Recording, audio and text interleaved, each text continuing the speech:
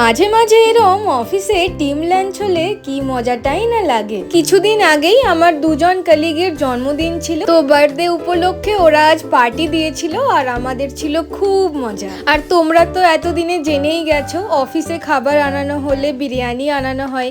হায়দ্রাবাদের লোকেরা biryani অন্তপ্রাণ।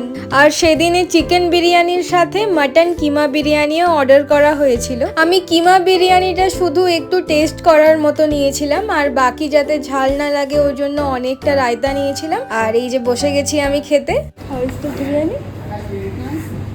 Some new restaurant they told, Golden Cave or something. Chicken biryani. Keema also I took little bit. I don't like mutton that much.